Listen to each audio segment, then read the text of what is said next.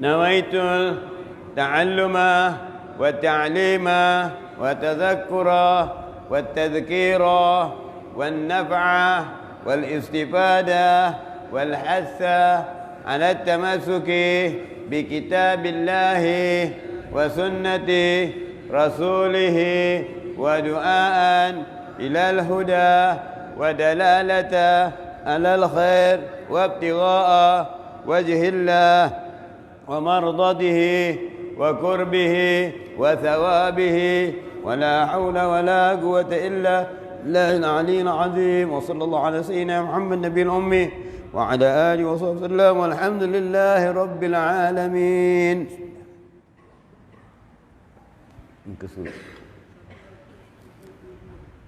172.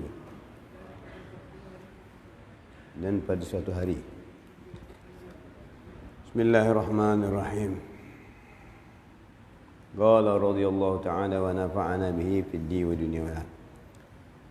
Dan pada satu hari ketika dan satu hari pada satu ketika panggilan untuk berjihad, hai kuda-kuda Allah, hai kuda Allah, bersegeralah. Maka dialah orang yang pertama menyambut dan pertama mati syahid. Dan ketika ibunya mendengar beritanya bahawa anaknya telah mati syahid, dia datang bertanya kepada Rasulullah sallallahu alaihi wasallam, "Ya Rasulullah, berikan tahu kepadaku tentang Harithah, puteraku.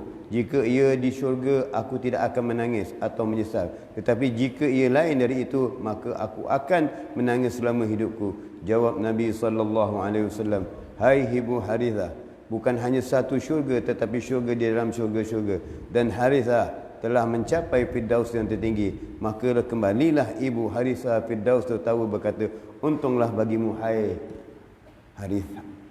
Jadi di sini menunjukkan bagaimana kegembiraan, kepercayaan, keimanan, keteguhan seseorang terhadap Allah dan Rasulnya. Meyakini, memegangi apa-apa kata Allah dan Rasulnya, mematuhi apa-apa yang diperkatakan oleh Nabi sallallahu alaihi wasallam. Kerana Nabi itu orang yang benar, yang tidak berdusta. Bagaimana sifat Nabi Sadiq amanah tabligh fatanah, sifat-sifat yang mulia pada diri Nabi sallallahu alaihi wasallam.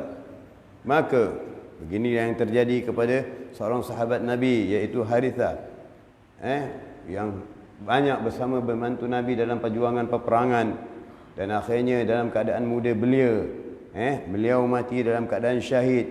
Dan ibunya datang tidak menangis kerana kematian anaknya itu, tetapi tanya kepada Rasulullah sallallahu alaihi wasallam, "Bagaimana keadaan mati anakku? Bagaimana keadaannya ya Rasulullah? Adakah maknanya syahid ni itu?" Ada syahid orang berbilang syahid, tapi syahidnya tak ada pahala syahid. Sebab niat ni bukan untuk berjuang, untuk berbangga, untuk mencari nama. Biar dia gelarkan orang, dia mati syahid. Biar digelarkan orang, dia adalah pahlawan syahid. Biar digelarkan orang, ini tidak ada. Sia-sia syahidnya. Tak dapat. Syahid yang benar-benar adalah syahid yang memperjuangkan agama Allah, yang menentang penentang-penentang yang menentang agama Allah SWT, memerangi musyrikin dengan fi sabilillah, dan tidak berundur. Dan tidak berundur walau setapak pun, dan tidak berundur melangkah ke belakang, bahkan terus maju. Bagaimana terjadi kepada sahabat Nabi, banyak sahabat-sahabat Nabi sebagai sepupu Nabi sendiri, Sayyidina Agil, begitu juga dengan Mu'az, satu daripada keluarga Mu'az bin Jabal, yang meninggal dengan 7 yang lukanya di. Mereka ini berjuang dengan bermati-matian. Mereka ini berjuang dengan hanya untuk mendapatkan keredaan Allah Subhanahu Wa Taala, dan untuk maknanya menyebarkan agama Allah Subhanahu Wa Taala, bukan untuk mencari nama. Ini terjadi bagaimana seorang yang mencari nama akhirnya tertipu. Bagaimana yang pernah saya ceritakan dahulu, seorang alim ibadah, ahli ibadah. Orang ahli ibadah, bukan alim, ahli ibadah, abid namanya. Ibadah sampai satu hari minta kepada Allah Ta'ala, "Ya Allah, berikan aku supaya melihat syaitan, supaya dapat aku pukul syaitan ni dengan penyapu." supaya dapat aku pukul syaitan ini dengan menyapu ataupun pukul. Jadi kata Allah jangan. Kata Allah jangan, nanti perbuatanmu sia-sia. Kamu tersungkur. Kata orang ni, mohon ya Allah berikan aku peluang. Begitu semayang munajah pada Allah, akhirnya mendengar bisikan mengatakan syaitan ada di belakangmu. Apa lepas salam aja ambil penyapu tunggu pukul syaitan. Tujuannya memukul syaitan untuk apa? Untuk supaya terkeluar dari lembaran, maknanya akan tersyuhur. Maka aku adalah orang yang pernah memukul syaitan. Akan terkait dalam sejarah, akulah orang yang pernah diriwayatkan memukul syaitan, pernah menghambati syaitan. Tetapi terkala dia memukul syaitan, syaitan berkena dan syaitan beralih. Elakkannya kena, tapi syaitan kemudian beralih, mematah balik kepada dia, tak lari. Terperanjat orang ini. Kenapa engkau tak lari? Kerana aku tengok engkau, kata dia. Aku lihat umur kau masih panjang lagi. Kalau umur kau masih pendek hari ni, nescaya aku habiskan kau. Terlepas tangan orang ini. Umur aku masih ada 70 tahun. Panjang. Kalau begitu ada peluang untuk buat maksiat. Kalau begitu ada peluang untuk buat perkara-perkara tak baik. Pasal syaitan tahu, nampak. Jadi tentu syaitan mengetahui bagaimana iblis memasuki syurga dengan waktu di Adam syurga untuk menipu Adam dengan melalui jalur seekor ular. Terlepas tangannya, kalau begitu buat maksiat dahulu, nanti kemudian baru taubat. Akhirnya tertipu. Membuat maksiat, akhirnya mati dalam keadaan su'ul khatimah. Jadi jangan kita cuba-cuba nak tunjukkan kita punya ini, saya ini, apalagi zaman sekarang kita pakar tangkap jin, pakar cekik jin, dia kena cekik dengan jin pun dia tak tahu nanti. Ini. Jadi jangan kita bangga tentang ini, kita begini. Ini kita cari nama. Bagaimana Ibu Harithah tadi? Begitu juga dengan sahabat Nabi yang mungkin saya pernah ceritakan kepada tuan-tuan. Seperti Anzalah. Dan begitu juga dengan Julaibib. Satu sahabat Nabi yang mana Hanzalah ini seorang yang dinikahi seorang perempuan yang cantik. Menikahi seorang perempuan cantik. Bila bangun pagi dalam keadaan junub, masih dalam keadaan junub lagi, tetapi telah datang seruan untuk fisabilillah. Hanzalah terus meninggalkan keadaan berbulan madu dengan isterinya, terus menyambut perjuangan fisabilillah. Dan akhirnya Hanzalah gugur di medan syahid dan mayatnya dimandikan, diurnakan oleh para malaikat dan bidadari, disambut oleh keadaan bidadari. Ini Hanzalah. Begitu juga dengan Julaibib, seorang daripada sahabat Nabi sallallahu alaihi wasallam yang dipandang tak senang, terutama sahabat Nabi yang bernama Abu Sufyan.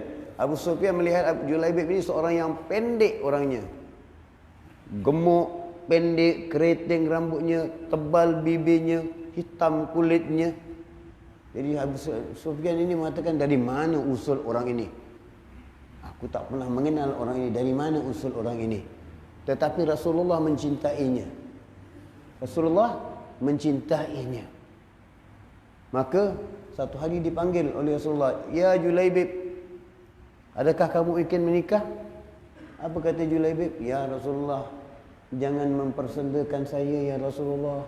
Saya keadaan yang begini, siapa yang ingin menikahi dengan saya ya Rasulullah? Siapa yang ingin menikahi dengan saya ya Rasulullah? Tak ada orang yang hendakkan saya." Kata Rasulullah, "Pergi ke rumah sebulan bin sebulan, berikan khabar bahawa Rasulullah suruh aku meminang." Maka pergi orang ini ke rumah sebulan, kerana di rumah itu ada seorang puterinya yang cantik. Maka didatangi oleh Julaibib pada orang itu. Ketuk pintu, beri salam, sampaikan, saya membawa pesan dari Rasulullah SAW, menyampaikan pesan Rasulullah untuk meminang puteri tuan. Dengar orang ni gembira, kerana dia ini seolah-olah mewakil Rasulullah menyampaikan pinangan. Orang ini kata, Oh, kalau Rasulullah yang meminang, kami tak tolak lagi, kami terima. Bukan, kata orang ini. Rasulullah saya datang ke rumah Tuhan untuk meminang petuan bagi saya. Termenung orang ni tengok Julaibib dalam keadaan gini. Bermacam alasan serta-merta dia bikin. Nantilah kami tanya puteri kami, Nabi kami lagi ni. Akhirnya perkataan orang tuanya itu terdengar oleh puterinya yang seorang puteri yang cantik yang beriman kerana Allah Subhanahu Wa Taala. Maka apa kata puterinya? Wahai ayah, membacakan firman Allah Subhanahu Wa Taala, wahai ayahku, janganlah kamu menolak apa yang telah diperintahkan oleh Allah dan Rasulnya. Nanti kamu menjadi orang-orang yang rugi. Mendengar perkataan itu, maka bersegeralah anak perempuan ni bersetuju untuk dinikahi. Dan malam pernikahan itu telah dibuat. Setelah menikah, belum tidur, baru nak masuk tidur bersama, tiba-tiba datang panggilan perang. Datang panggilan perang fisabilillah, perang Uhud. Maka Julaibib orang yang pertama mendaftarkan dirinya untuk berperang, padahal dia dalam keadaan baru menikah, tapi ditinggalkan isterinya. Kita kalau baru menikah tinggal, ya engkau kan, biar mati kat tempat tidur tak apa, jangan mati kat perang kan. Tapi Julaibib meninggalkan isterinya, mengatakan saya orang yang pertama menyambut panggilan ini, panggilan jihad ini. Maka pergilah Julaibib berperang ke peperangan yang dikatakan peperangan Uhud. Terlibat dalam peperangan Uhud, gugur Julaibib dalam keadaan yang penuh luka, kurang lebih 70 liang. Setelah meninggal dalam syahid dalam keadaan perang itu, Rasulullah bertanya kepada sahabat-sahabat, ya siapa yang gugur? Diberikan nama sahabat ini yang gugur. Kerana sahabat semua tak mengetahui akan Julaibib ini, tak mengenal akan siapa Julaibib ini, maka tak banyak yang masyhur tentang Julaibib ini. Akhirnya Rasulullah bertanya, di mana Julaibib? Kerana sahabat banyak yang tak kenal, tak tahu ya Rasulullah. Cari, kata Nabi SAW. Cari, kata Nabi. Cari, ketemu seorang yang luka kurang lebih 70 liang, dan Rasulullah mengenali orang itu adalah Julaibib. Menangis Nabi SAW. Dan kemudian dikimpunkan sahabat-sahabat yang syahid, disembahyangkan oleh Nabi SAW. Dan setelah itu dikebumikan. Maka Rasulullah mengatakan, sebelum dikebumikan, Rasulullah mengatakan kepada Julaibib, wahai Julaibib, kau dariku dan aku dari engkau. Kau dariku dan aku dari engkau. Punya kecintaan Nabi SAW. Nabi mengajar kita di sini bagaimana orang-orang yang memandang seseorang itu hina, kotor dan sebagainya, tapi Nabi memandang mulia seseorang itu. Inilah sifat akhlak Nabi SAW. Inilah di mana orang-orang yang lemah, di mana orang-orang tak berdaya kuat di sisi Nabi SAW. Di mana orang yang mempunyai kekayaan, teguh dan sebagainya kurang, lemah di sisi Nabi SAW. Ini Nabi meletakkan pembelaan kepada kaum-kaum yang lemah.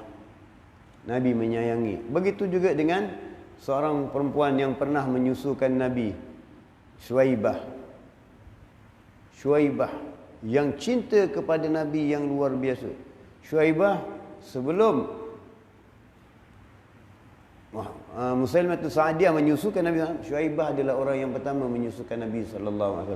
Syuaibah adalah hamba kepada Abu Lahab yang dibebaskan.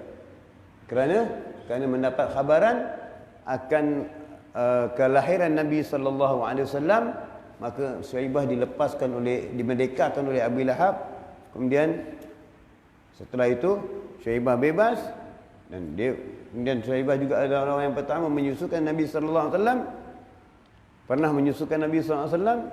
Kemudian apabila kembali askar-askar tentera-tentera Islam dari peperangan, setiap peperangan Syuaibah akan duduk di muka pintu, di hadapan pintu gerbang pintu Madinah. Duduk di situ Pulang satu sahabat ditanya, bagaimana Nabi? Bagaimana Rasulullah? Bagaimana Muhammad? Bagaimana Nabi sallallahu alaihi wasallam? Lalu orang melihat Syuaibah, mereka mengatakan, ya Syuaibah, ayahmu gugur syahid di dalam peperangan. Syuaibah tak mengatakan apa-apa, diam. Yang ditanyakan, bagaimana keadaan Nabi sallallahu alaihi wasallam? Datang lagi orang, ya Syuaibah, suamimu gugur di medan peperangan. Tak menangis, tak ketik. Bagaimana Rasulullah sallallahu alaihi wasallam? Ditanya itu tu. Datang lagi masuk tentera Islam dalam, ya Syuaibah, anak lelakimu gugur di medan peperangan. Tak letak, tak menetik lagi di hatinya. Yang ditanya, bagaimana Rasulullah sallallahu alaihi wasallam? Dan akhirnya orang mengatakan, Rasulullah selamat.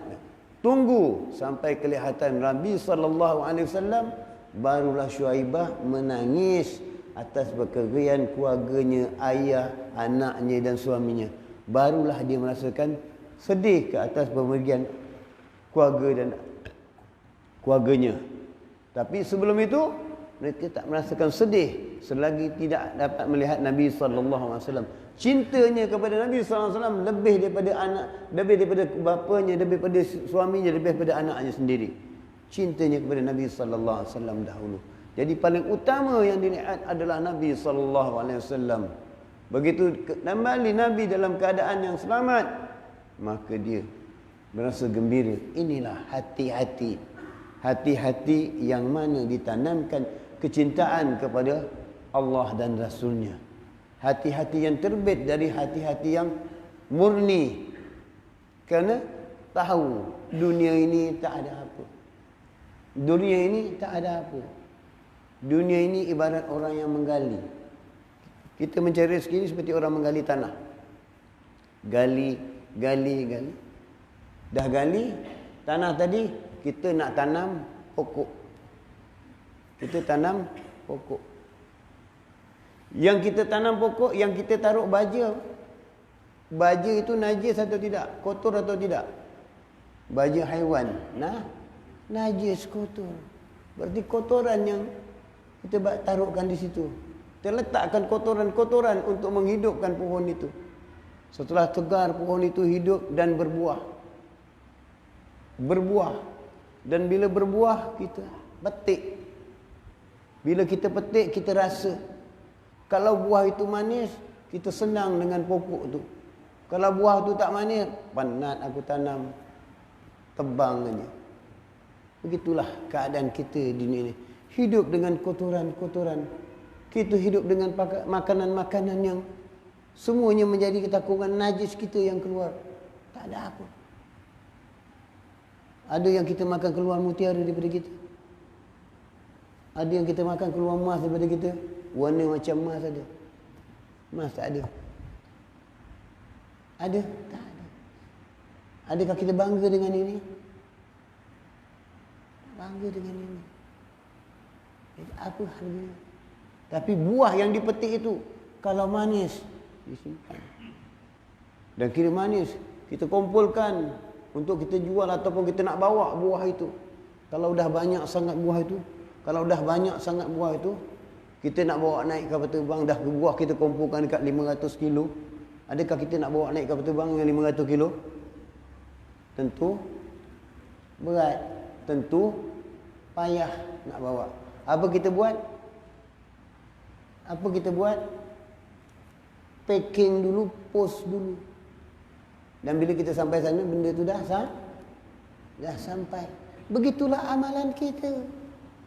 Di dunia ini, packing, post dulu amalan kebaikan kita, stok di yaumil qiyamah yang akan kita kutip di sana.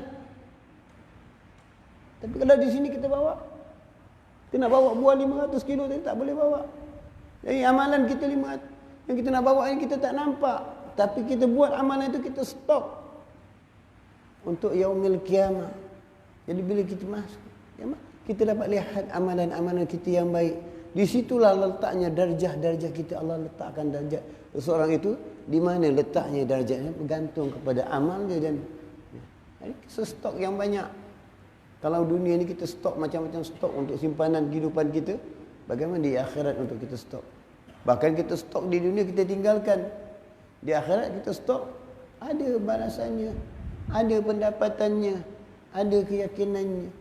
Ini maka tanamkan rasa cinta kepada Nabi sallallahu alaihi wasallam. Tanamkan rasa kasih sayang kepada Nabi sallallahu alaihi wasallam. Bagaimana Nabi mengatakan, tidak beriman seseorang itu kalau tidak mencintai Allah dan Rasul-Nya. Tidak beriman seseorang itu kalau tidak mencintai saudaranya lebih daripada diri sendiri. Ini yang diingatkan oleh Rasulullah SAW. Allah mengasihi kita. Walau macam mana rupa kita sekalipun, Allah mengasihi kita. Kerana ciptaannya.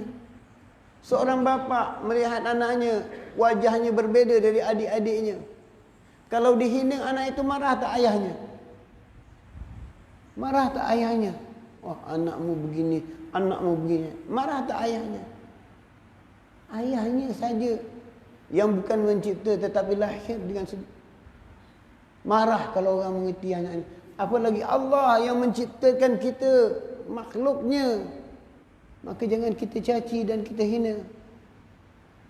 Jangan kita caci dan kita hina. Bermakna kita menyifatkan orang itu begini, orang itu begini. Dia tidak minta keadaan seperti itu. Tapi Allah yang menciptakannya. Bahkan dalam keadaan yang begitu, dia lebih baik dari kita. Bagaimana Julaibib, bagaimana Bilal bin Rabah. Yang mana terompahnya didengar oleh Rasulullah SAW di syurga. Lebih baik dari kita. Kita yang berwajah tampan, berwajah cantik, berkedudukan tinggi, tapi apa amalan kita? Di kiamat kita bawa macam mana? Berbeza orang yang kita caci. Ingat bagaimana saya cerita Abdullah Al-Mubarak yang pernah cerita kita kan tuan dan tuan. Ini kita reverse balik, kita ingatkan balik supaya kita dapatkan renungan. Bagaimana seorang daripada hamba yang nak diambil oleh Abdullah Al-Mubarak, dibeli oleh Mubarak, seorang yang mulia. Bagaimana terjadi di dalam zaman Abdullah Mubarak, kemarau yang panjang sangat, sampai dah manusia dah tak boleh tahan dengan keadaan kemarau itu. Kering kontang, kita hari ini kering kontang berapa hari je, sembahyang istisqah dan sebagainya. Kering. Tiba-tiba satu malam Abdullah Al-Mubarak melalui satu tempat di rumah satu orang kaya, dan di tepi situ ada satu tempat seperti macam kita katakan surau lah. Itu. Dan situ dilihat ada sesosok tubuh sedang beribadah. Sesosok tubuh sedang beribadah kepada Allah Ta'ala dari cahaya satu pelita yang menerang di situ. Dilihat oleh Abdullah Mubarak akan seorang tubuh. Dan orang ini hitam orangnya. Datang mengangkat tangan setelah solat, mengangkat tangan kepada Allah. Ketika itu lalu Abdullah Mubarak di tepi rumah itu. Kerana orang itu yang mengatakan apa kepada Allah? Ya Allah, demi kasih-Mu, bukan demi kasih saya kepadamu ya Allah, demi kasih-Mu ya Allah kepadaku, turunkan hujan. Ini doanya. Ya Allah, demi kasih-Mu kepadaku ya Allah, turunkan hujan. Begitu dilihat oleh Al-Mubarak dalam keadaan yang gelap, terlihat akan awan-awan berkumpul. Langit yang sedang agak cerah tadi, terlihat awan-awan berkumpul dengan terus menjadi gelap. Dan tiba-tiba hujan turun dengan lebatnya.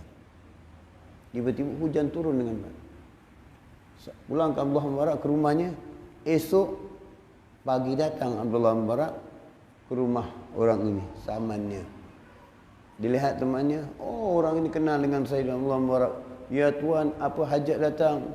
Lama tuan tak datang ke rumah saya. Ya kata Allah, aku hajat kau. Hajat pada saya nak beli ke hamba-Mu, nak ambil satu hamba-Mu. Tak payah beli kata orang ni. Kalau engkau tak, aku hadiahkan kepadamu sahaja. Baiklah kata Allah, saya setujulah. Baik, maka dipanggil. Orang ini ada 3 kelas hamba. Kelas A, kelas B, kelas C. Dipanggil kelas A. Badan yang tegap-tegap. Kurang lebih berapa puluh orang. Tuan pilih dia yang antara mereka ini yang tegap-tegap ini. Kata Al-Burhan, aku tak nak yang ini. Tuan, ini bagus ni, badan tegap-tegap ini semua. Pilihlah untuk buat kerja. Tak, kata Allah, aku tak mau yang ni. Keluarkan second class. Ditengok oleh orang, tak ada yang tak kenal. Keluarkan yang third class. Setelah ditengok Abdul Barak, dia amati-amati, dicamkan dalam keadaan pelita tadi, oh ini orangnya. Maka Abdullah Mubarak tunjukkan, saya nak yang tu. Apa kata tuan ni? Tuan pilih orang yang paling tak berguna sekali. Hamba yang paling tak boleh diharap sekali. Setiap kali disuruh menangis. Setiap kali disuruh menangis. Ini orang yang tuan. Janganlah tuan ambil orang. Kata Abdullah Mubarak, saya nak yang ini. Ini kalau 10 saya ada pun 10 saya kasi tuan, kata orang ni. Tak apalah saya ambil yang ini. Ambil Abdullah Mubarak, bawa nak bawa ke rumahnya. Dalam perjalanan tadi orang Allah Mubarak mengatakan, ya fulan, keluar dari rumah ini aku merdekakan kau. Kau bukan jadi hamba lagi, aku memerdekakan kau. Alhamdulillah, terima kasih kata orang ini kepada Allah Mubarak. Kenapa Tuhan ambil saya sedangkan saya tak berguna, tak ada? Aku mengetahui yang semalam hujan turun kerana doamu. Begitu orang itu dengar, kalau kita agak macam mana? Baru Tuhan kenal saya. Baru sikit Tuhan saya angkat je hujan turun. Kalau kita bukan main bangga. Hujan turun sebab saya. Doa saya kabul. Kalau kita. Tapi ini manusia tak ada. Tak berhajat kepada manusia. Tak minta sama manusia. Yang diminta sama Allah Subhanahu Wa Taala. Maka apa kata dia? Tuhan, kalau begitu Tuhan, berikan saya sebentar aja masuk ke musalla serau untuk salat 2 rakaat. Kata Abdullah Barak, silakan. Masuk orang ni ke dalam, salat 2 rakaat. Apa salatnya? Setelah salat 2 rakaat mengangkat tangan kepada Allah SWT. Ya Allah, sesungguhnya di antara aku denganmu rahsiaku telah terbuka, ya Allah. Rahsiaku telah terbuka, ya Allah. Ambillah nyawaku. Ambillah nyawaku. Selesai doanya, tinggal. Abdullah Mubarak tunggu mana orang ni tak keluar.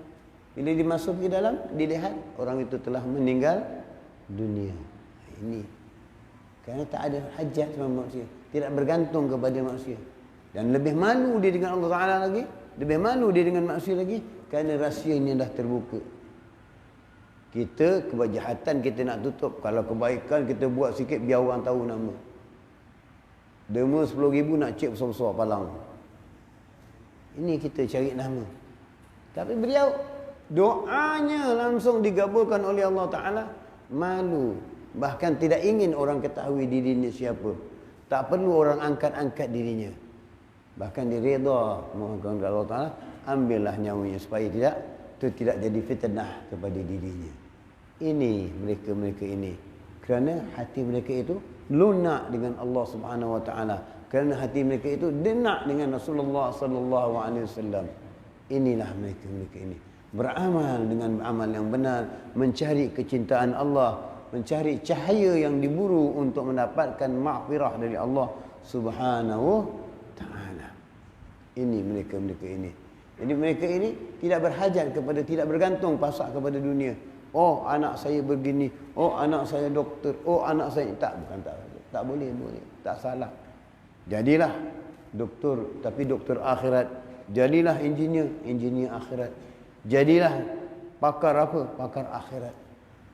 Kalau pakar dunia aja apa yang ada? Pakar dunia apa yang ada? Pakar buat bangunan tinggi-tinggi, akhirnya runtuh. Allah menghantar sedikit dari tsunami, Allah menghantar gerakan bumi sedikit, runtuh semuanya. Tak ada yang tak ada yang boleh selamatkan. Bahkan manusia semuanya mati dalamnya. Yang kita bikin rumah yang gedung yang tinggi-tinggi, konon kita yang pakarnya. Yang buat roket yang tinggi-tinggi meletup di tengah jalan. Habis. Kepandaian apa yang kita ada? Semuanya dari Allah Subhanahu wa taala. Kembali kepada Allah Subhanahu wa taala. Islam kita, doktor Islam. Engineer kita, engineer Islam. Didik mereka itu dengan jiwa-jiwa Islam. Didik mereka itu dengan jiwa-jiwa agama. Jangan sampai mereka naik meninggalkan agama. Jangan sampai mereka masyhur meninggalkan agama. Lihat, minta maaf cakap, mungkin baru ini kita dengar sebagaimana keluhan seorang yang dianggap orang yang terkaya. Salah satu manusia yang terkaya, termasuk orang yang terkaya kat dunia ini. Siapa dia? Siapa dia? B.J. Habibie yang pernah menjadi Presiden Indonesia. Tapi apa tekalanya? Keluhannya, penyesalannya yang macam mana yang dikatakan kepada dia? Saya jadikan anak saya pakar dalam bidang kapal terbang, pilot. Jadikan anak saya pakar baik. Tetapi tatkala saya sakit, siapa yang menghadap saya? Anak saya sibuk dengan tugas-tugasnya. Anak saya di London, anak saya di Amerika. Saya tersendirian di rumah terposok. Rumah yang besar, rumah yang gedung. Apa nilainya? Yang mati sendirian tak ada di samping anak-anaknya. Apa yang ada? Ini yang masyhur yang kita dengar. Satu tiap-tiap pesawat memakai salah satu teknologi. Tapi apa kekesalannya? Kekesalan yang amat sangat kerana anak-anak tidak dididik dengan cara Islamiah. Anak-anak tidak dididik dengan cara agama. Anak-anak dididik dengan cara kebanggaan untuk diri. Akhirnya ditinggalkan kerana anak mengejar dunia, maka padamu tak ada apa. Tinggalkan, mati dalam kekesalan. Ini bukan kita nak, kita ambil contoh. Maka kekesalan itu jangan sampai kita bawa kepada kematian. Inilah contoh bagi kita. Beliau sedar akan kesilapan. Beliau mohon ampun kepada Allah Subhanahu wa taala. Bagi dirinya alhamdulillah. Tentang anaknya wallahu alam. Kita lihat anak kita malam letih, balik bola sedang kerja malam susah, kesian anak tidur. Dekat nak subuh pun tidur lagi. Janganlah bang, kejut dia, biarlah dia tidur. Dia balik malam pukul berapa tidur. Kesian dia, berikanlah rehat dia. Jangan dikejut dia, biar dia tidur. Baru dia nak tidur. Biarkanlah dia. Kalau rumah terbakar, kamu kejut ke tak kejut dia? Rumah terbakar tak payah kejut lah. Biarkan dia tidur, baru nak tidur rehat. Kenapa rumah terbakar kamu kejut? Nak bangun cepat, rumah terbakar. Ini rumah terbakar di dunia, sedangkan tidurnya terbakar di akhirat. Kenapa kita tak ambil berat? Kenapa kita tak ambil berat? Yang tadi tidur baru sian tidur. Biarkanlah. Tapi bila rumah terbakar, yang baru tidur pun kita kejut, suruh bangun, suruh cepat keluar.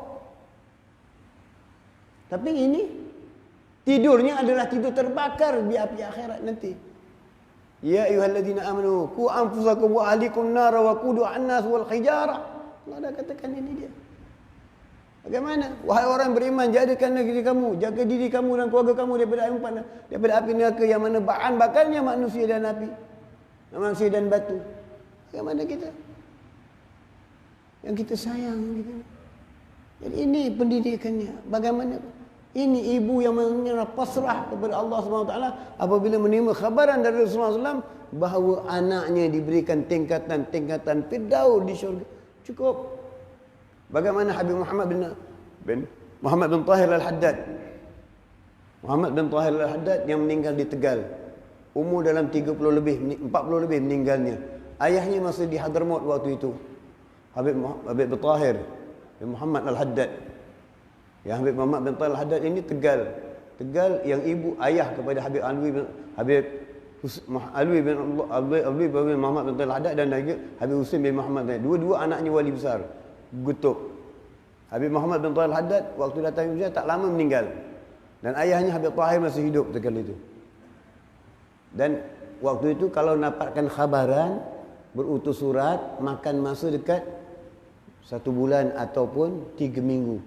Hantar surat daripada Indonesia ke Hadramaut. Tapi Habib Muhammad bin Abi Tahir ini mempunyai hubungan yang luar biasa dengan Allah Subhanahu wa taala. Maka seorang wali dari Indonesia mengkhabarkan, "Ya Tahir, anakmu telah meninggal dunia." Tak payah pakai telefon yang sekarang ni. Tak payah kontak yang sebarang ni, lambat. Mereka bertelepati langsung, kontak mereka langsung kepada antara satu sama lain dengan perhubungan Allah Subhanahu wa taala. Kan ini gelombang frekuensi. Frekuensi itu dari mana? Frekuensi itu tiap-tiap suatu benda yang nak dibuat, elektrik nak dibuat ikut gelombang. Ini telefon nak buat ikut gelombang. Jadi gelombang mereka dah cukup mantap gelombang mereka. Jadi hubungan langsung cukup. Maka hubungan mereka dengan antara satu sama lain. Habib Muhammad Habib Tahir mengatakan kepada orang ini, bagaimana keadaan anakku? Siapa yang hadir tatkala mati anakku? Meninggal anakku. Ya tu. Ya Fuad, ya fulan, tatkala anakmu dalam sakaratul maut yang hadir waktu menghadiri tatkala dalam sakaratul maut Nabi SAW dan Sayyidina Bagil Mugaddam. Kalau begitu kata Habib Tahir, sudah aku tak mau dengar lagi khabar yang lain. Cukup dan aku redha dengan kematiannya. Ini mereka ini bukan mencari sakaratul maut tatkala menentukan keuntungan atau kebengkarapan kita, su'ul khatimah atau husnul khatimah. Inilah kata Habib Ali bin Muhammad Al-Habsyi, aku tak heran dengan orang yang fana, aku tak heran orang yang tenggelam dengan makrifat dan sebagainya, tapi apa kesudahannya? Apa kesudahannya? Kalau makrifatnya, fanaannya dapat su'ul khatimah, buat apa? Yang aku cari, yang lipat makrifat, yang dapat ini semua, yang matinya dalam husnul khatimah. Inilah pengakhiran yang menentukan kita. Jadi pengakhiran itu dari amal-amal kita. Maka sebab itu ulama mengatakan, carilah kemanisan dalam sakaratul maut. Carilah kemanisan dalam sakaratul maut. Bagaimana untuk kau cari kemanisan dalam sakaratul maut? Maka beramallah dengan amal-amal yang sah. Beramallah dengan amal-amal yang telah dianjurkan oleh Nabi sallallahu alaihi wasallam. Beramallah dengan amal-amal yang telah ditunjukkan oleh para salafus salihin. Ambil, petik, kutip. Kitab banyak sekarang. Buku banyak dicetak. Dulu ditulis pada pelepah-pelepah. Sekarang dah dicetak. Malas nak baca. Yang kita baca apa? Surat khabar. Yang kita baca apa? Majalah. Ekonomi. Bagaimana turun naik.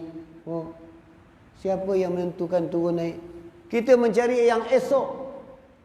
Kita mencari yang esok. Yang esok belum tentu. Sekarang, kita minta rezeki yang esok. Kita tahu kita hidup esok. Sekarang kita hidup hari ini. Baik.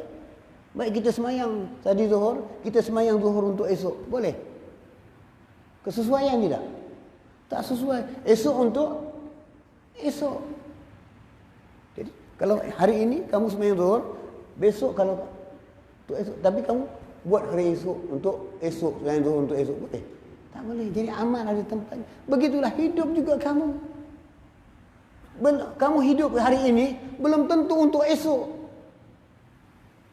Kenapa yang kamu kejar? Kenapa yang kamu tergopoh-gapak?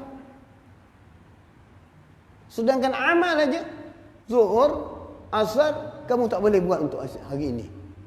Petang tadi asar, untuk esok. Boleh? Tak akan ada tempatnya. Jadi begitu juga kamu memohon yang untuk akan datang. Tak salah kamu usaha mohon kepada. Tapi buat yang dekat, yang untuk hari ini dahulu. Lakukan, dapat. Lakukan yang baik, dapat. Bagaimana ini yang terjadi kepada para salihin, awliya-awliya salihin.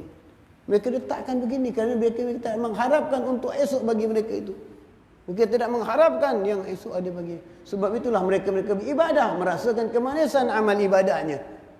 Sebagaimana Abdullah Haddad, sebagaimana Habib Ali bin Muhammad Al-Habsyi, sebagaimana Habib Ahmad Nasr Al-Attas, bagaimana Syekh Bakar Azmi, yang amal ibadahnya menenangkan, merasakan kenikmatan kehadiran hudur di dalam amal ibadahnya.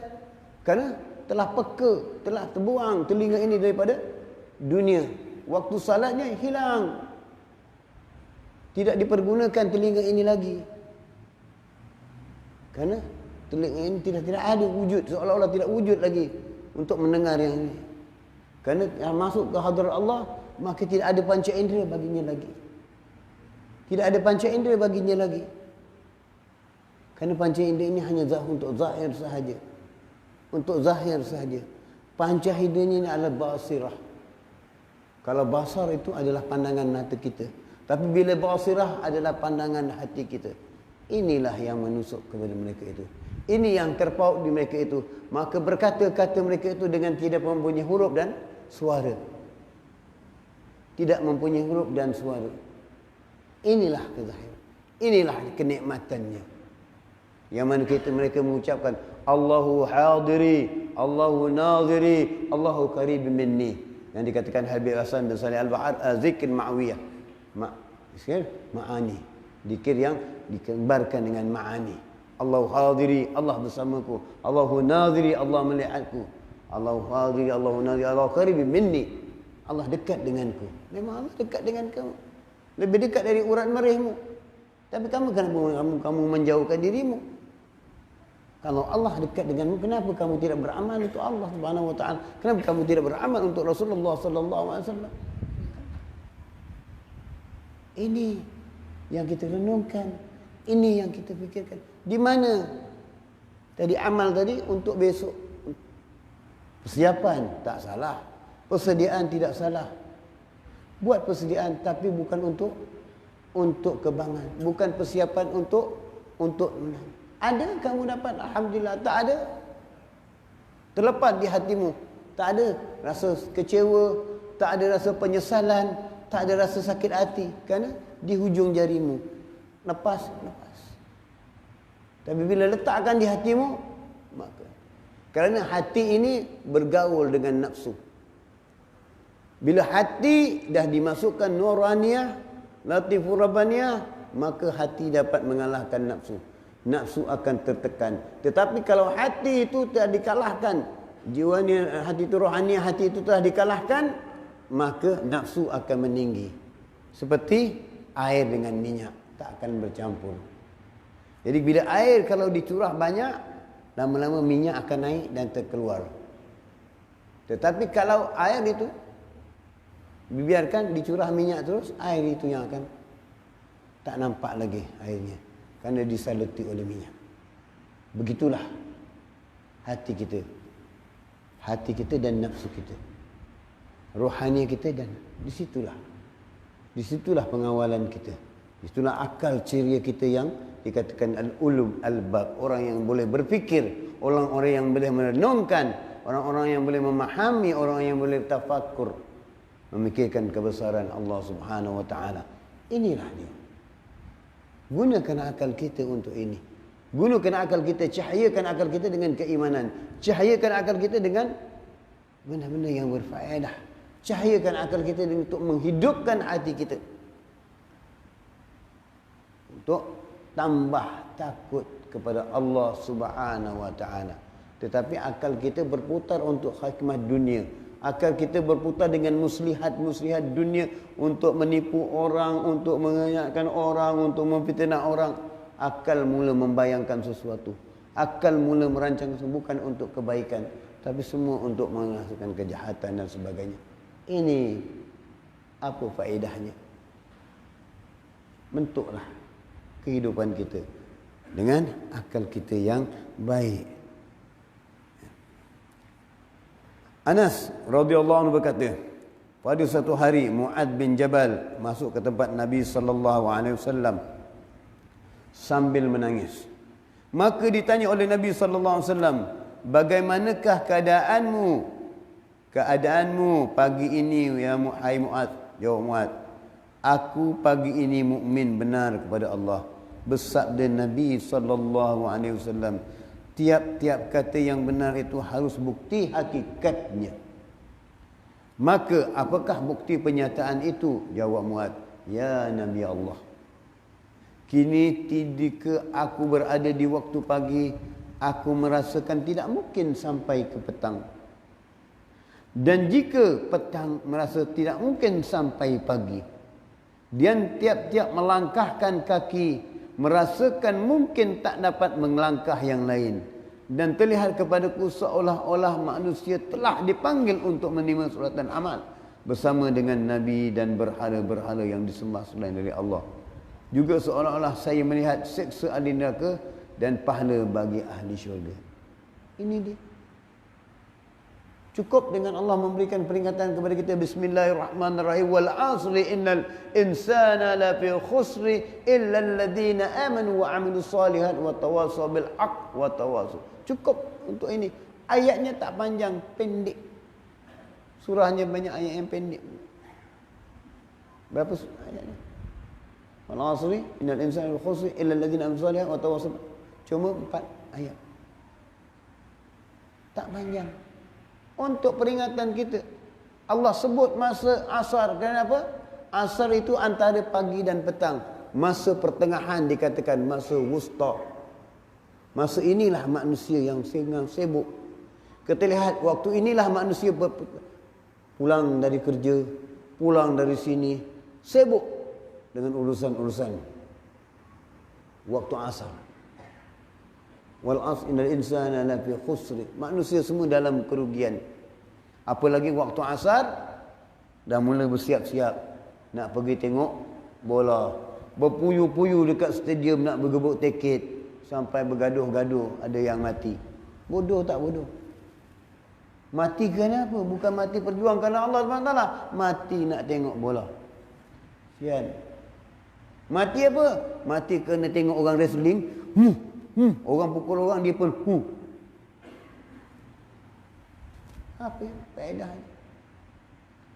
Jadi mati yang macam mana kita nak cari? Keadaan mati yang macam mana kita nak? Yang kita hadapi nanti dalam sakaratul maut. Ini yang kita renungkan. Ini yang kita fikirkan. Apakah ini? Mati tetap akan menjadi kenyataan. Mati bukan khayalan.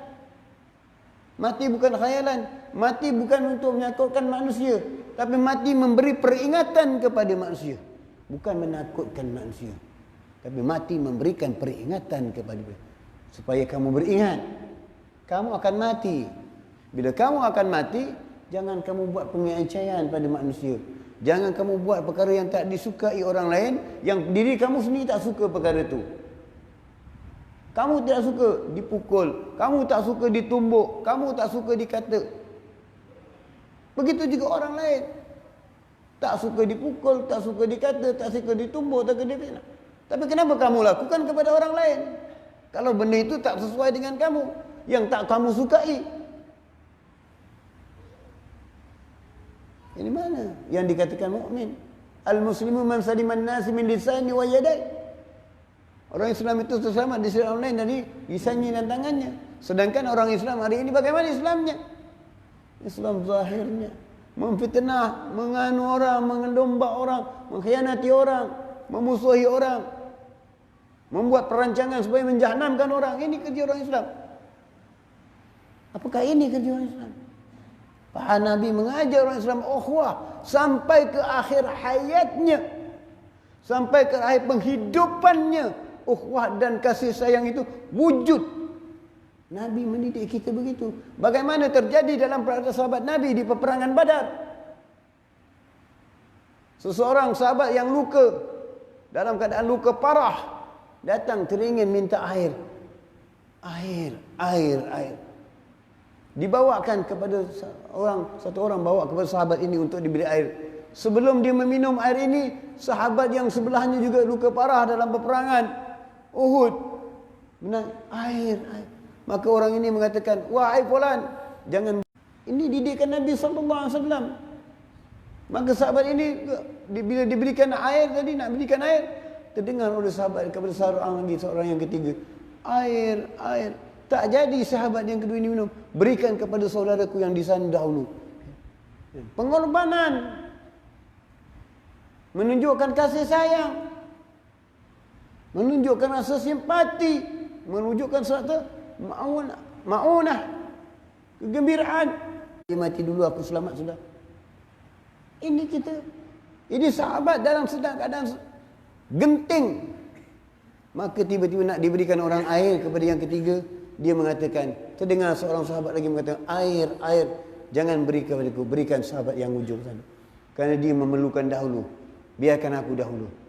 Orang ini berlari kepada sahabat yang keempat untuk diberikan air, kelewatan, meninggal. Balik kepada sahabat yang ketiga untuk diberikan air, meninggal. Balik kepada yang kedua, meninggal. Balik yang pertama, meninggal. Empat meninggal dengan dalam keadaan yang tak mengutamakan diri sendiri, dalam keadaan yang kasih sayang di antara satu sama lain, walaupun dalam keadaan genting. Ini kalau kita dalam keadaan senang nak genting, masing-masing dah menyelamatkan diri. Ini dalam keadaan genting masih berkorban untuk jiwanya. Bagaimana kalau dalam keadaan mereka senang? Tentu mereka akan bersama-sama. Tetapi kita dalam keadaan senang mengkhianati, menombak, merosakkan saudara mara kita, sahabat andai kita, tolak demi untuk kepentingan kita. Siapa kita begini? Apalagi kalau dah dalam keadaan genting, matilah engkau, aku dulu selamat. Dah. Ini bagaimana ini? Apakah ini keimanan? Mengutamakan diri sendiri dari orang lain. Nabi tak ajar kita begitu. Nabi hidup dengan harta ghanimah Nabi bagikan dahulu. Keluarganya tak dapat. Apa juga Nabi dahulukan yang lain daripada dirinya sendiri. Ini baru pemimpin. Ini baru pemegang. Ini baru teraju. Sedangkan yang jadi pemimpin hari ini mengutamakan diri sendiri. Ini bawa hak aku, ini hak keluarga aku, ini saudara maraku, ini nenek aku. Sampai ketujuh keturunan kalau boleh nak simpan. Kau tak mati. Tamak, haloba, rakus. Jadi apa ini? Mati timbus dengan harta itu. Mati timbus dengan yang ini.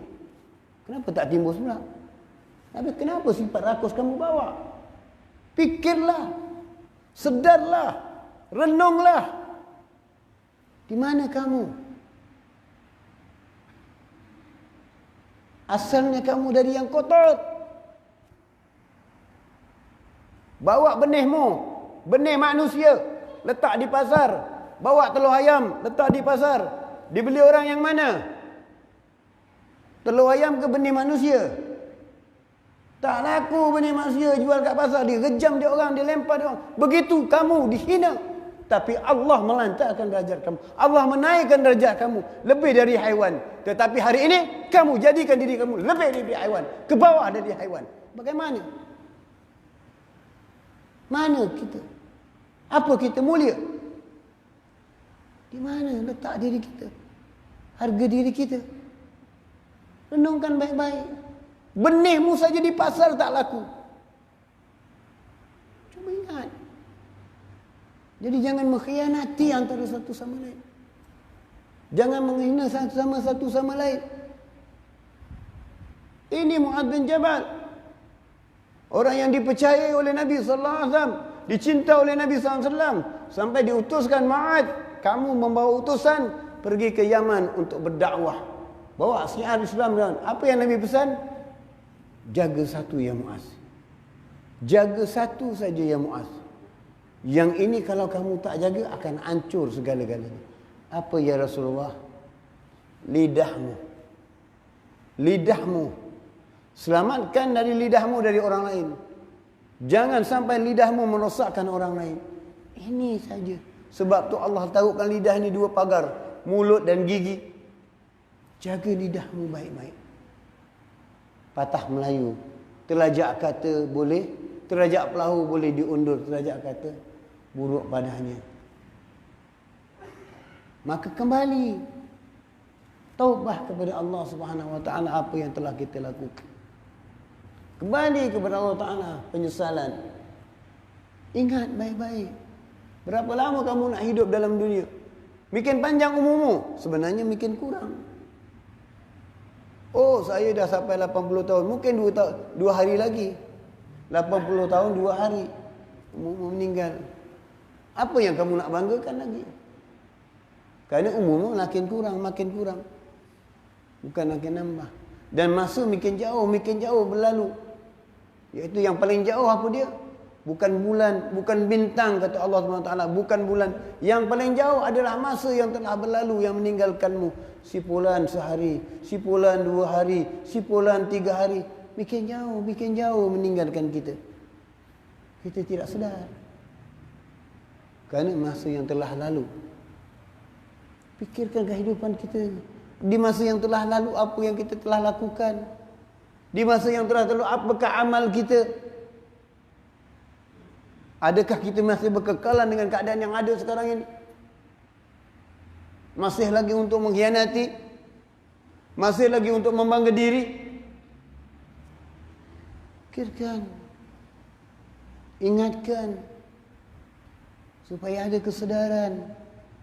Kamu pegang jawatan apa sekalipun tak tinggalkan. Hari ini kamu pegang, besok kamu jatuh. Tak ada apa. Tetapi kalau kamu memegang jalan Allah, kamu tak akan jatuh sampai. Tetap meninggalmu tetap dimuliakan Allah Subhanahu Wa Taala. Lihat contoh saya bagi sahaja. Para aulia yang telah meninggal puluhan tahun, yang ada ratusan tahun, masih dibikin haulnya, masih dibikin sambutan haulnya, peringatannya. Kita pemerintah aja yang minggu tukar yang ini, ganti yang ni, mati yang ni punya haul. Besok yang ni dah tak ada haul lagi. Semua kerana dah masuk haul, dah masuk lubang. Tapi ini dijadikan haulnya, peringatannya, ulang tahun. Ini kerana mereka ini diingat, maka Allah tanamkan kecintaan mereka kepada Allah SWT. Mereka akan tanamkan kecintaan manusia kepada mereka. Dan setiap majlis yang diadakan untuk memperingati mereka, manusia tak payah diundang, datang semuanya. Kerana mengambil manfaat dari berkah mereka, dari amalan-amalan mereka, dari tawaduk mereka, tabarukan kita datang kepada mereka, datang mengambil berkah daripada mereka, keadaan mereka itu, mempelajari managib mereka, mempelajari sirah-sirah mereka, bagaimana akhlak mereka, bagaimana kehidupan mereka, bagaimana cara mereka, pergaulan mereka. Ada perkara mereka mengkhianati antara satu sama lain? Tidak ada. Bagaimana keadaan kita, pergaulan kita? Satu hadis sahabat yang akrab dengan kita jadi musuh kita. Paling akrab dengan kita jadi musuh kita. Sebab itulah para ulama mengatakan, jika kamu untuk sampai kepada makam kedudukan al-muqarrabin, yang dikatakan dekat dengan Allah Ta'ala, yang paling dahsyat, yang paling kuat penggodanya, yang paling tega kata orang, yang paling kuat ancamannya, bukan datang dari jauh, bukan datang dari sumber yang jauh, yang datang dari kelilingmu sendiri. Orang-orang yang dekat denganmu, istrimu, anakmu, kerabatmu yang dekat, keluargamu yang dekat, sahabatmu yang kamu yang dekat, itu yang datang mengancammu, itu yang datang mengujimu untuk kamu dapat. Kerana kalau yang jauh kamu tak merasakan, yang jauh tak ada apa, tak ingat. Tetapi yang dekat merupakan ancaman padamu, merupakan ujian bagimu. Bagaimana kamu untuk menghadapinya? Inilah mereka-mereka ini menghadapi manusia-manusia yang dekat dengan bagaimana menghadapi mereka itu dengan cara akhlak-akhlak yang mulia, akhlak-akhlak yang dibawa oleh Nabi sallallahu alaihi wasallam. Bagaimana Muaz mengatakan tadi, ya Rasulullah, aku takut kakiku tidak akan melangkah dari ke kanan kepada ke kiri, tak akan sempat melangkah, ya Rasulullah. Inilah bukti keimanan. Inilah bukti kita macam biasa, normal. Tetapi bila dah kena stroke, tergigil, boleh tak sampai. Baru tahu nikmat kaki tadi boleh melangkah atau tidak masa kena stroke. Baru tahu angkat kaki macam mana rasanya untuk sampai mengangkat kaki. Tapi sebelum kena stroke, tak rasakan nikmat itu. Seolah-olah biasa saja, normal. Kerana benda yang kita pandang biasa, alah bisa Tegal biasa, maka kita tak sadar perkara itu. Tapi kita kena fikir, itu stroke dari anggotanya. Kalau stroke imannya, itu anggotanya. Stroke aja nak gigil, nak taruk. Kena Parkinson dah kena, payah. Itu stroke biasa, zahir. Tapi kalau stroke imannya, bagaimana untuk menghadapi sakaratul maut? Ini yang diinginkan. Ini yang kita fikirkan. Kerana maut tetap akan menanti kita. Atau akan mendatangi kita walau dalam ada keadaan sekalipun. Tengah berceramah, tengah bersenda, tengah bergurau, tengah menyanyi, tengah menari, tengah berucap. Semuanya. Apabila sampai, tak menunggu masa, tetap akan jatuh. Tetap akan tumbang. Tetap akan mati. Tetap akan masuk ke tanah. Yang akan ditanamkan dan ditinggalkan. Kesediaan kita. Kalau kita renungkan sedikit daripada ini. Kita ambil sedikit lagi supaya kita dapatkan renungan-renungan buat diri kita. Maka bersabda Nabi SAW, maka engkau telah mengetahui, maka tetapkanlah. Makna kamu telah merasakan keimananmu itu, telah kamu rasakan. Kamu telah mendapati rasa keimanan itu. Kamu telah mendapati rasa zauq itu. Kamu telah dapat merasakan kemanisan itu. Maka jagakanlah, tetapkanlah di atas itu baik-baik.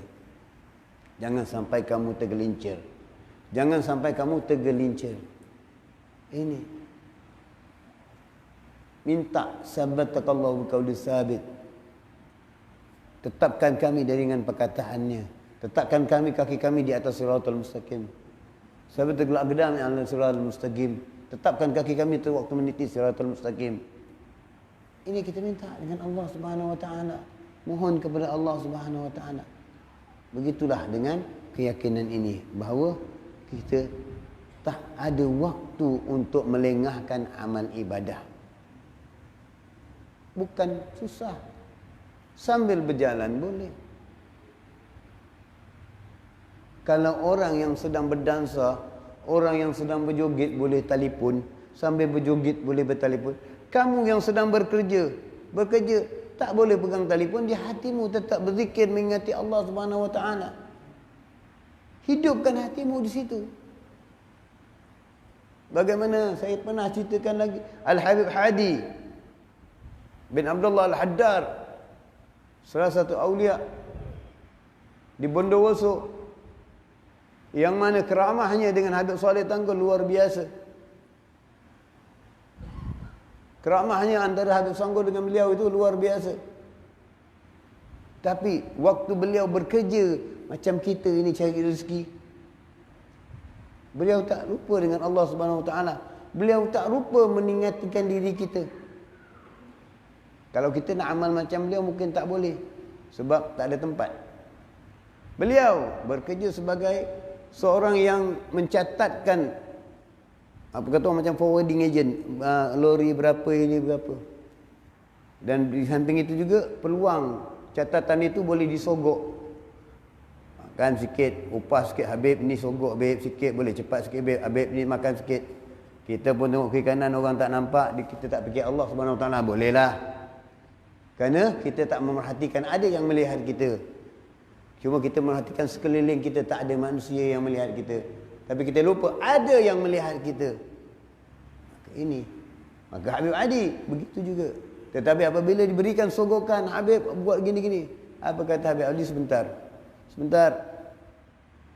Apa dia Habib? Dia ambil di tempat kerjanya itu, memang dia bawa khas.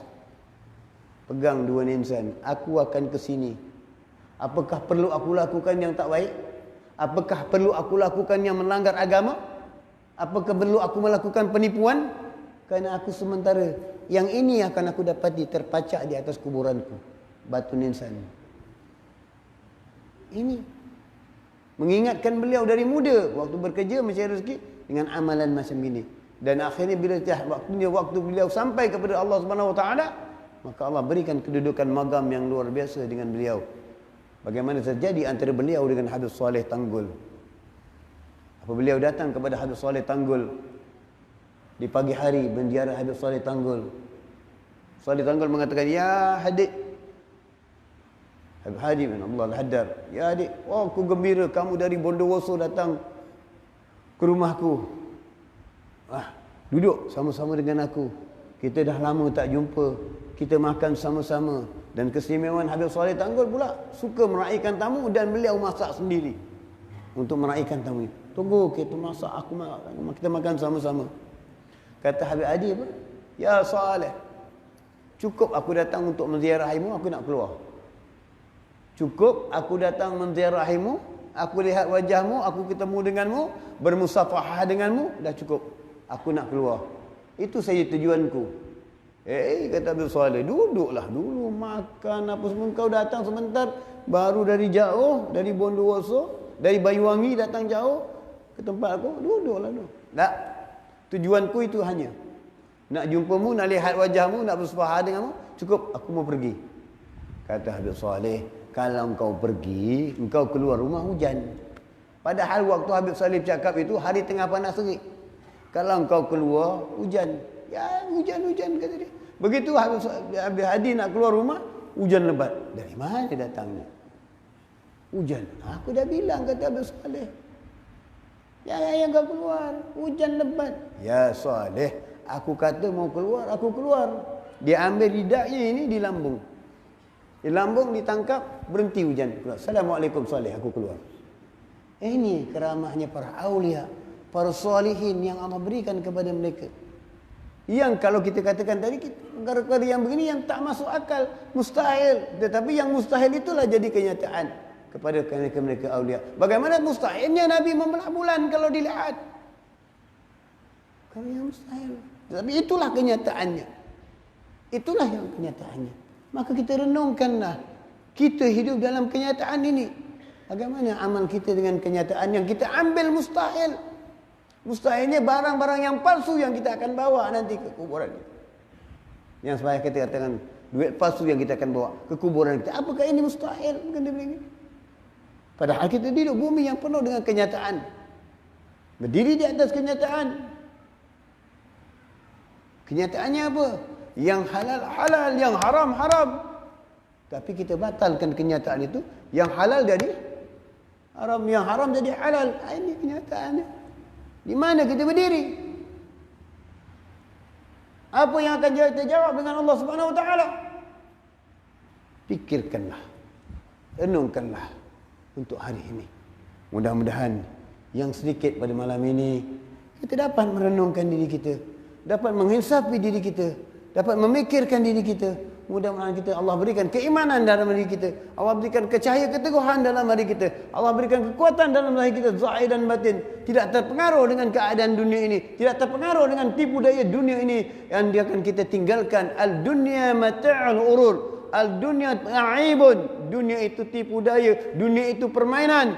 Jangan kita tertipu dengannya. Kita mohon kepada Allah Ta'ala, selamatkan diri kita, anak-anak kita, keluarga kita semuanya dari mencintai kehidupan yang teramat dengan dunia, tetapi lebihkan diri kita mencintai akan akhirat, beramal untuk akhirat, mencintai Allah dan Rasulnya dengan setulus ikhlas hati kita. Mudah-mudahan Allah memberikan keberkahan kepada kita dengan berkat awliya as-salih. Rabbina fa'ma bi barakatihim, Rabbina fa'ma bi barakatihim, wahdinal husna bi hurmatihim, wa amitna fi tariqatihim, wa mu'afatil minal fitani. Amin ya rabbal alamin.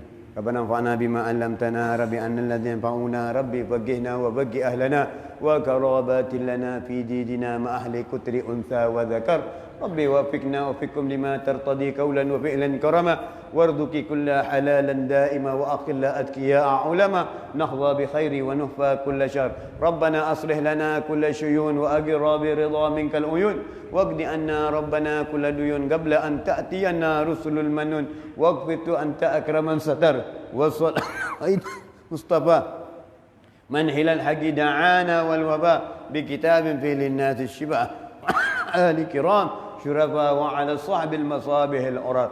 اللهم اهدنا بهداك واجعلنا ممن يسارع في رضاك ولا تولنا وليا سواك ولا تجعلنا ممن خالف امرك وعصاك وحسبنا الله ونعم الوكيل ولا حول ولا قوة الا بالله العلي العظيم وصلى الله على سيدنا محمد النبي الامي وعلى اله وسلم والحمد لله رب العالمين.